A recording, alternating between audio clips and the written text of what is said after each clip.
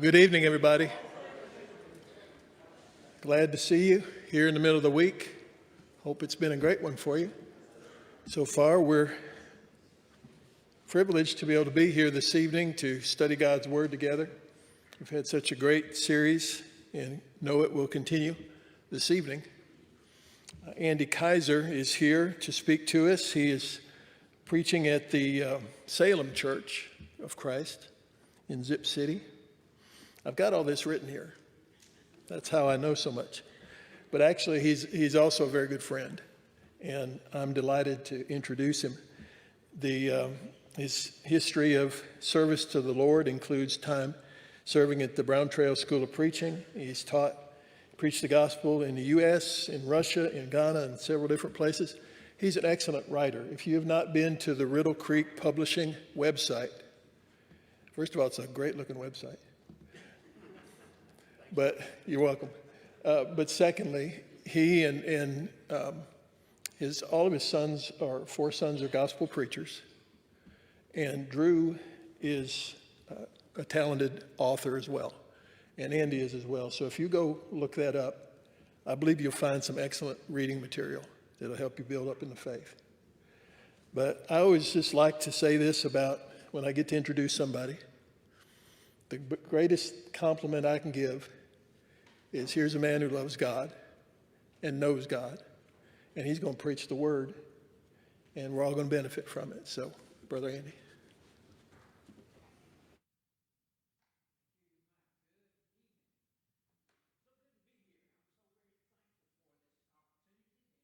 I know so many folks here and just love being with you. Mike has become a fast friend in a short time, and we enjoy playing golf together and spending time together and studying together. And he's just been a wonderful friend. I appreciate him so much, as I do so many of you here. And it's good to see Shane again. I always love spending time with Shane and just all of you. So I'm grateful for the opportunity to come and study with you. Have you considered Job? Now, there was a day. Suddenly there was a loud banging on the door of the big house. And when Job opens the door, his life will change and never be the same. It's like that chilling phone call you get in the middle of the night, or the unexpected rap on the front door. A messenger burst into the house without being invited. He's winded and sobbing, and with uncontrollable passion, he blurts out, "The oxen were plowing and the donkey were feeding beside them, and we were attacked. It was the Sabaeans. They took all of the animals and murdered the servants. They cut them into shreds. And I am the only one who escaped." And even while he was saying that, he's pushed out of the way by another messenger who plunges into the scene. And without hesitation, he screams. There was a bolt of lightning. It was fire from heaven. In an instant, it consumed all of the sheep and all of the field hands. I'm the only one who survived. And then another. He pushes that one aside and grabs Job by the sleeves. And Master, you won't believe it. There were raids by the Chaldeans, 3 raids by the Chaldeans, and they've hit that area where we were preparing the camels for the next trip, and they've taken the camels, but before leaving, they murdered every one of your servants. I alone am left. What a loss. Job's knees get weak and he stumbles. Job was the Elon Musk of his day. He possessed 7,000 sheep. Most of the wool from those animals would have been sold. Some of it, however, would have been used to make warm clothing for Job and all of his family. And the family's food would come from some of those animals, as well as from the crops from the great fields that Job had. He had 3,000 camels, so Job ran a trucking business, the trucking business of his day for the caravans that went from east to the west. And no doubt those camels were for hire and would also provide transportation for Job's family. Then there were 1,000 oxen yoked together in pairs to plow the fertile fields, preparing the soil for planting the seed that would later be harvested for an abundance of food. And then we're told that there were 500 female donkeys. Why would the Holy Spirit say that? Why not just 500 donkeys? There were 500 female donkeys. In that ancient era, female donkeys provided the delicacy of the day, donkey milk. Even today, donkey milk is often considered a pharma food due to its notable health effects and its increasingly recognized health benefits, various health applications. The man lived in the lap of luxury. He was spiritually mature, domestically diligent, and professionally respected. Job was the city set on a hill that could not be hidden.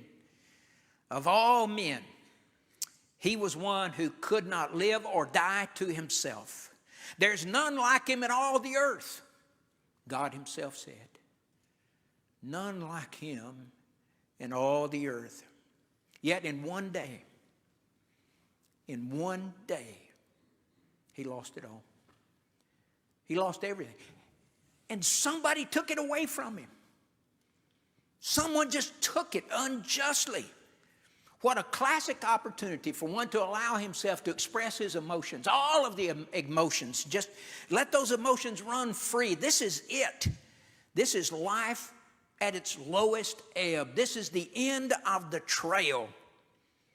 Job went immediately from one who is comfortable and stable and rich and established and has an established future ahead of him. He went from that suddenly in one day immediately to one who is wondering how he's going to live.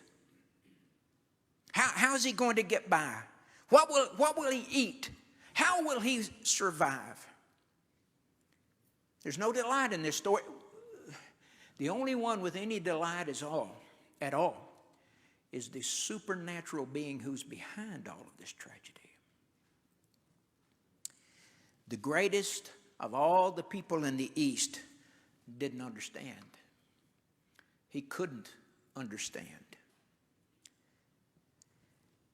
Friends, things are going on of which we're not aware. There are things that are happening even now about which we don't know. We're just simply not aware of them. If we knew what God is doing right now, we would be amazed. We'd even be shocked if we just knew. In the book of Job, we are lifted from a familiar scene, a familiar setting, to an unfamiliar scene in the presence of God in heaven. And from that scene, we learn the theme of the book. From that scene, we learned the theme of the book of Job. And it's not human suffering. And why do men suffer? That's not it. That's not the theme of the book. Not really. Not the basic, simple theme of the book of Job. Because when it comes to why do men suffer, no explanation is given. Job wanted it. Job asked for it. But there was given. God didn't say anything. There was no explanation for it given. He pleaded, I will say to God, do not condemn me. Let me know what you have, why you contend against me.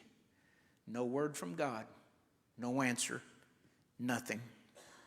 No, the theme of the book is encapsulated in a question that was asked by the devil. Here's the theme. It's in chapter 1 and verse 9. The devil asked, does Job fear God for no reason? Now think about it. Is God worthy of worship in all circumstances of life, good and evil? The answer of the book of Job is yes. From the very first chapter in the book of Job, Charles Swindoll gives us 4 principles that remain true to this very day. There is an enemy we encounter we cannot see, but he is real. There are trials we endure we do not deserve, but they are permitted. There is a plan we explore we will not understand, but it is best. There are consequences we experience we could not anticipate, but they are necessary. Centuries later, after the life of Job, centuries later, another biblical writer mentions him when he wrote, "You have heard of the steadfastness of Job." That's usually understood and usually read as patience. You have heard of the patience of Job. But James used the word hupomonein, bearing up under. Hupo, under, mone, bear. And so, in effect, Peter was saying, or rather James was saying, you heard of the man who stood fast, who bore up under the load, who carried the load. He bore it. He carried it well. Job's losses hit him like a 2-ton pallet of bricks, going through one blow after another, after another, after another. The man steadfastly endured. He bore up under that load. And so his name has become a byword for heroic endurance. There are just two things I'd like for us to consider tonight when we think about finding God when you lose everything. First of all, I'd like for us to consider the manner in which Job was deprived of all of his possessions in one day. How did it happen? How did it go about? What was the manner of his deprivation, of his losing everything in one day? How did it happen? First of all, it was evidently systematic. It was according to Satan's plan with the help of his servants. Satan had a plan, and his servants helped him to carry it out. God said, you see, if you back up to chapter 1 and verse 12, God said to the devil, all that he has is in your hand. And next we read, so Satan went out from the presence of the Lord. Now there was a day. Bam, bam, bam. As soon as he got the permission, the devastation came with great rapidity. And each time, one servant was spared to take the awful news to Job. Don't tell me that was not arranged, that there be one servant from each one of those devastating events spared to take the bad news to Job. It was increasingly painful. Satan knew the order in which Job valued his possessions. And in that same order, all he had was taken away from him: oxen, sheep, camels. And so Satan made Job's afflictions ever more painful for him. It was shockingly sudden. The dismantling of Job took just one day. Can you imagine having all that wealth, 7,000 sheep and 3,000 camels and 500 yoke of oxen and all those she-donkeys and all of that? That is so much. That's a lot of stuff. All gone in just one day. One messenger after another until Job finally realized he'd lost everything. At the beginning of the day, he was the wealthiest man in the East. At the end of the day, he had nothing.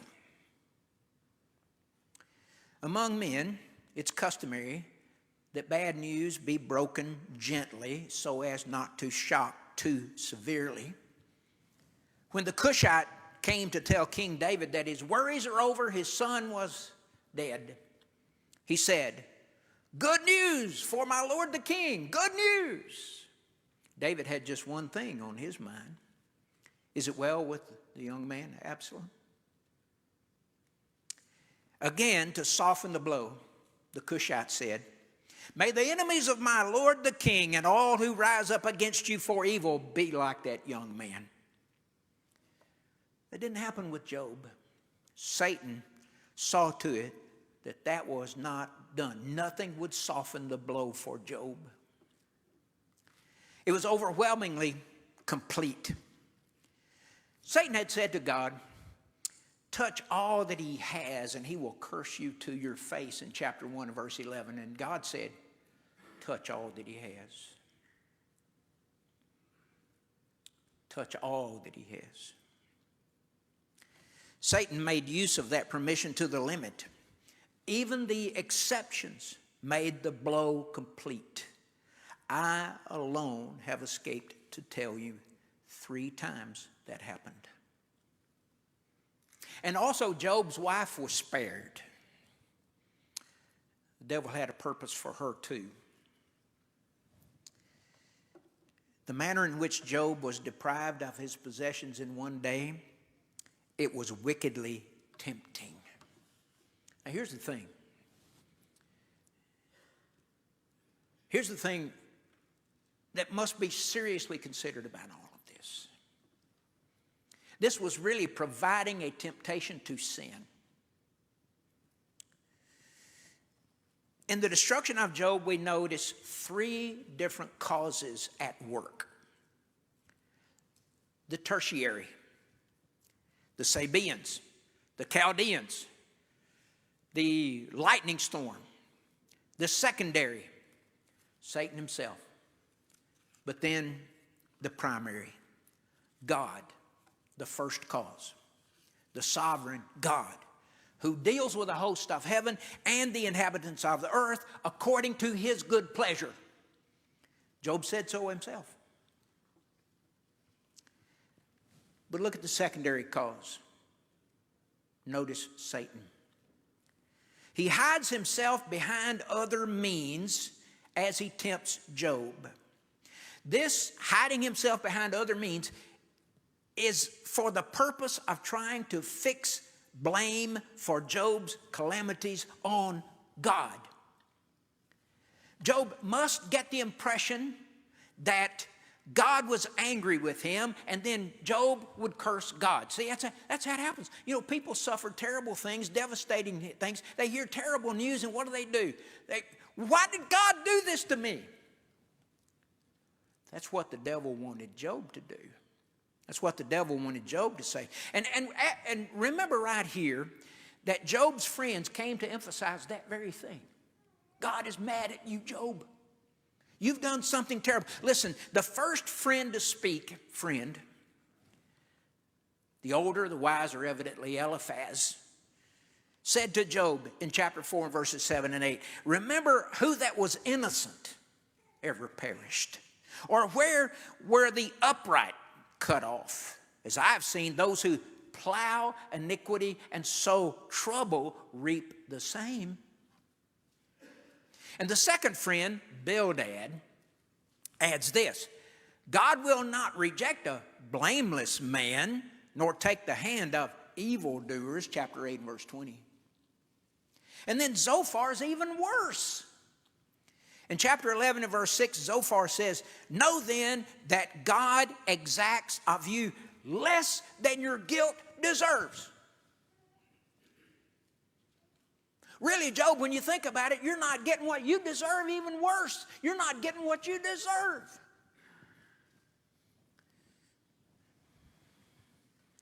They're all taking the line that Satan wants. It was devastatingly disheartening. You see, Job didn't know what you and I know.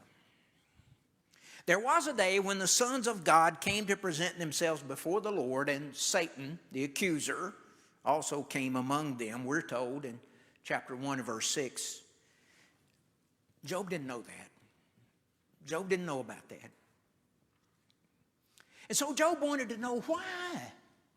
Wouldn't you? You would. All of that devastation and all of that loss in one day, you'd be screaming, why? Why me? And so did Job. Why have you made me your mark, he says to God in chapter 7 and verse 20. Why have I become a burden to you, he said. Chapter 10 and verse 2. I will say to God, do not condemn me. Let me know why you contend against me. Chapter 13, verses 22 through 24. How many are my iniquities and my sins? Make me know my transgression and my sin. Why do you hide your face and count me as your enemy? Still, no answer from God. Next, please look at the manner in which the calamities were born.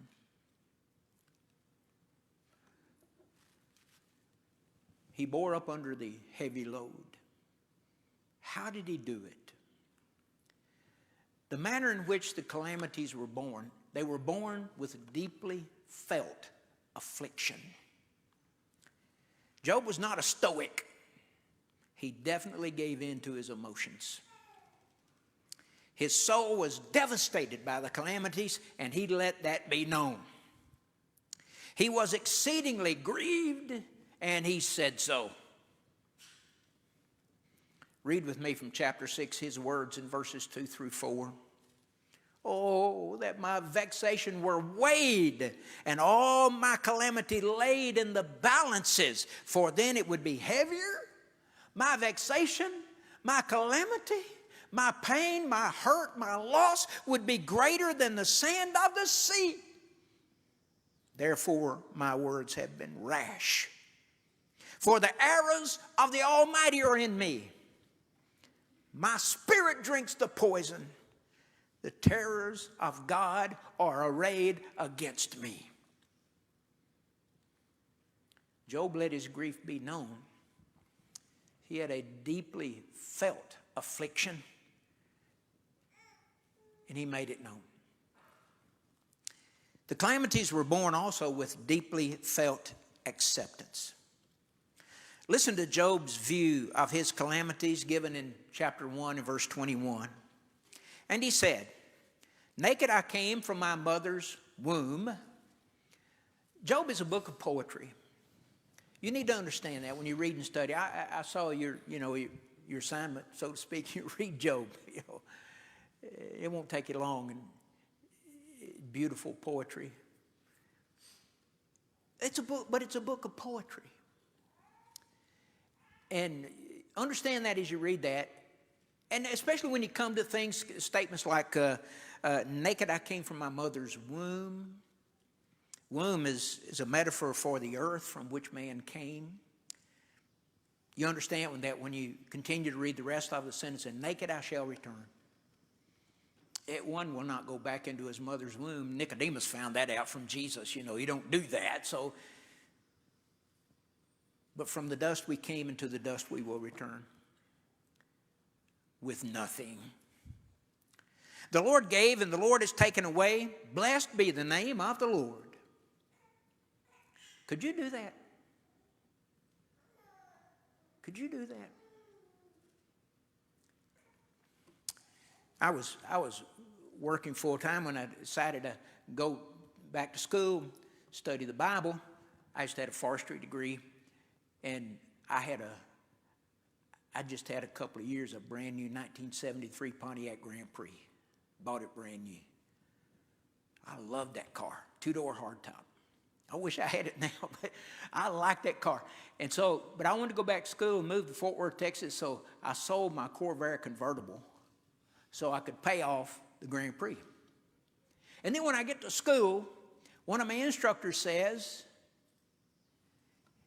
if you can't, early on, at the very beginning, if you cannot wreck your car, just total your car and be not injured and nobody's hurt, and you're able to escape that totally wrecked car, and you stand up and you look at that car, and if you can't say, well, it's okay, it's just a thing, it's gone now. If you can't do that, you can't preach. And I almost got my Bible and left. I thought, I can never do that. How could I do that? I would be one upset man. I would be so persecuted. I'd be so sick. I'd be so lost if that 1973 Pontiac Grand Prix were totaled in a wreck. I just, I didn't see how I could. Well, it took a while and a study of Job to learn. It's just stuff. Job speaks of the manner in which he came into the world, so he speaks of his birth. He entered this life with no possessions. So why should he complain if now his possessions are all taken away?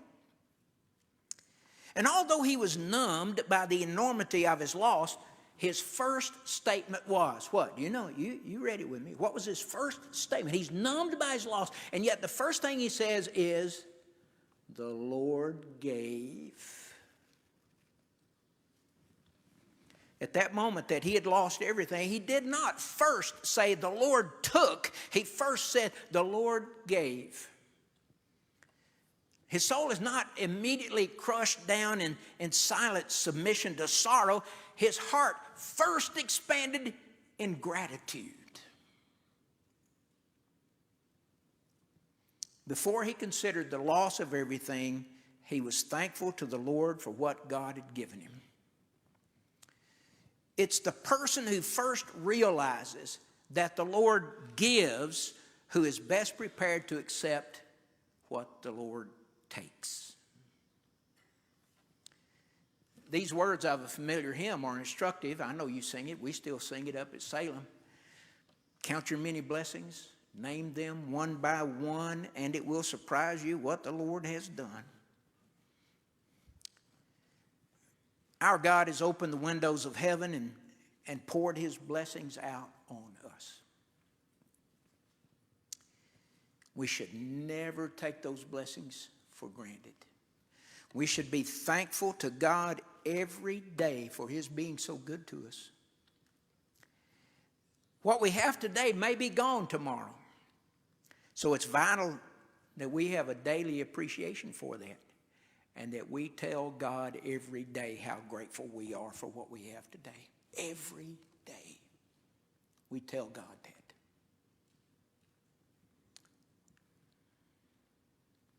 And Job spoke of his death. He spoke of it often. In fact, for a while he even wished to die. So he spoke of his birth, and when he was born he brought nothing with him into the world.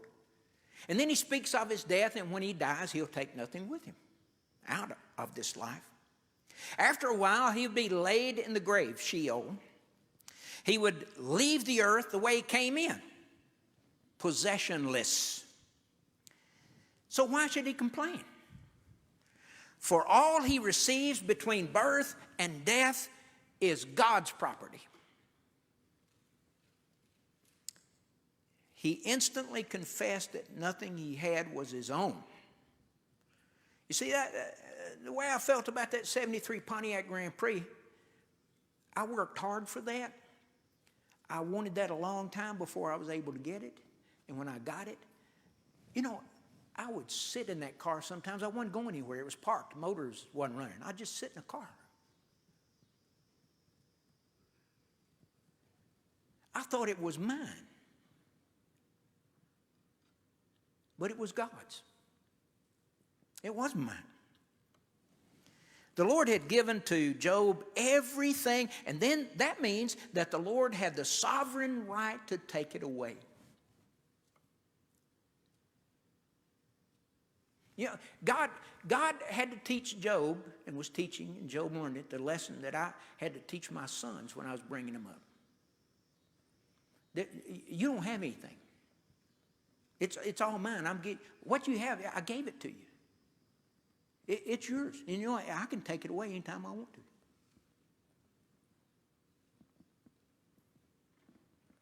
And that's true, even in our lives. You know, why is it such a hard lesson for kids? It's a lesson I have to learn as an adult. What is there left to do? What is there left for a God-fearing man to do when he is deprived of everything that he has? Job worshiped. Then Job arose and tore his robe and shaved his head and fell on the ground and worshiped.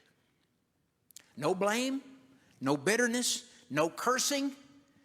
And with that, the only one cursing was the devil. No clenched fist raised to heaven, screaming, "How dare you do this to me after I have walked with you for all of these years?" No, for Job it was praise God, the owner of all. Praise God from whom all blessings come. Doesn't God have the right to do whatever pleases him? Job would say yes, he has the right to do whatever pleases him. That reminds us of the Lord's parable of the laborers in the vineyard. You remember that parable? Some go out early in the morning. They agree to 1 denarius for the day. Some go out the last hour and get the same denarius. Just worked 1 hour. Those who had worked all day complained about it. And the Lord rebuked them sternly. And in Matthew chapter 20 and verse 15, he has the master in the parable to ask, am I not allowed to do what I choose with what belongs to me? Or do you begrudge my generosity? You see, Job thinks God has a right. He is the sovereign. Job is a monument to God's grace and man's faith. Have you considered my servant Job? God would ask. The manner in which the affliction, manner in which the devastation was born, it was born with deeply felt allegiance. Job's piety proved to be genuine. He didn't serve God for mercenary ends. He didn't serve God for blessings to be received. You see, God said to the devil, have you considered my servant Job? He's blameless. He is upright. He will not sin. He loves me. He fears me. He respects me. And he turns away from sin. That's the way God presented Job to the devil. Have you thought about it? Have you considered my servant Job? Where have you been? Oh, I've been to and fro across the earth. What was he doing? Why was he to and fro across the earth? Well, Peter tells us, seeking whom he may devour in 1 Peter 5 and verse 7. Seeking. Well, have you considered my servant Job? He's blameless. Now, God didn't say he'd never sinned. See, Job was a man just like you. He sinned. But because of his relationship with God and his worship and his service of God, God did not blame him. He was blameless. He was upright. He turned away from sin. And the devil said, no. The devil said, look, he just does that because you put a hedge around him. You have blessed the work of his hands. He has a lot of stuff. He has a lot of possessions. And he just follows you because of the possessions. He just follows you because of the blessings. That's the only reason he does that. Wrong.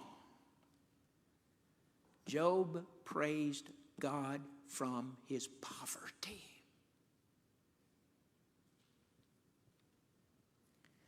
Satan's slander then was exposed.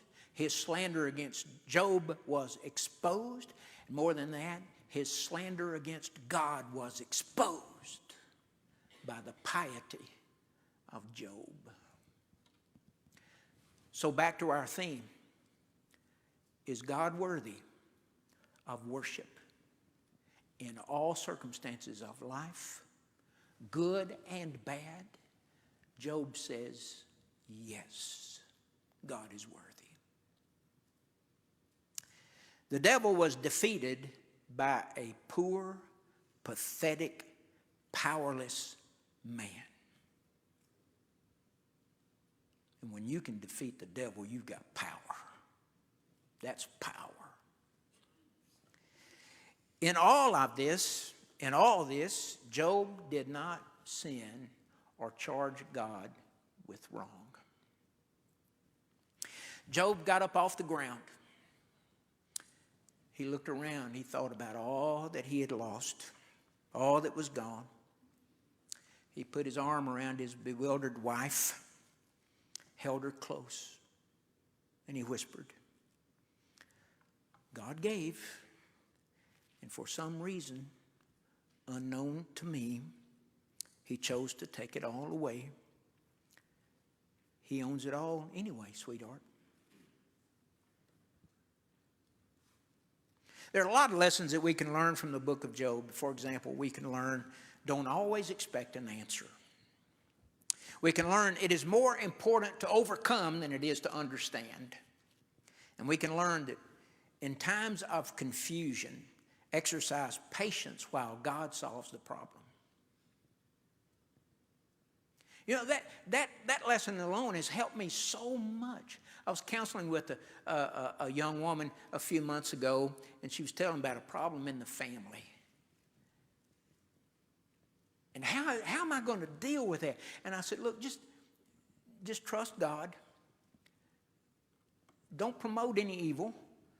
Give God time to work it out. And I said, listen, you be a part of the solution, not a part of the problem. So many great lessons we learned from Job, but the main lesson from Job tonight is this: hold everything loosely. It's not about stuff. God owns all that stuff. Jesus taught us, take care and be on your guard against all covetousness, for one's life does not consist in the abundance of his possessions. In Luke chapter 12 and verse 15. What time am I supposed to stop? Huh? 40? 45. Oh, I got 10 minutes. Man, I can just tell jokes and ramble because I know this is a difficult lesson because of the part that Mike's going to deal with in 2 weeks from tonight. Mike has helped me so much. My wife died last September after 55 years of marriage. And Mike has counseled me and helped me tremendously. So he'll help you 2 weeks from tonight when he deals with that issue. And see, I'm saying these things, and I'm saying these lessons come from Job about hold everything loosely. Our families are dear to us. Dear to us. I have 4 sons, 4 great, wonderful daughters-in-law, and 13 grandchildren. How do you hold them loosely? Well, Mike will tell us in a couple of weeks how to deal with that, but it's lessons that we have to learn, and Job helps us to learn them. Early this year, my oldest son had a foster child. They were just supposed to be respite foster parents. Anybody's foster parents, you know what respite, they just, for a weekend, maybe a 1-week vacation for the foster parents or something that they have their child. And she's a beautiful little 3-year-old blonde-haired girl, just beautiful, sweet girl. And so Drew's telling me about it, and he was sending me pictures, and he's sending me pictures of her and video of her, and he's saying, now, Dad, don't get attached. I said, well, you're sending me pictures and saying, don't get attached. That respite care turned into 3 months, 4 months. The foster parents weren't working out very well. Well, Drew and his wife and family, they were working out real well. And then she was taken from us.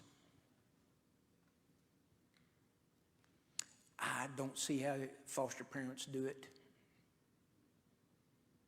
To me, that would be a loss. God blessed me with this child. God gave, and then God took away. And since I've got a few minutes here, I think I should address that idea that Job expressed. God gave and God took away. God didn't take it away. God didn't do that. The devil did that. Yeah, yes, God was the primary cause. God allowed it to be done. But if the devil hadn't have been so wicked and mean and evil, he wouldn't have done it.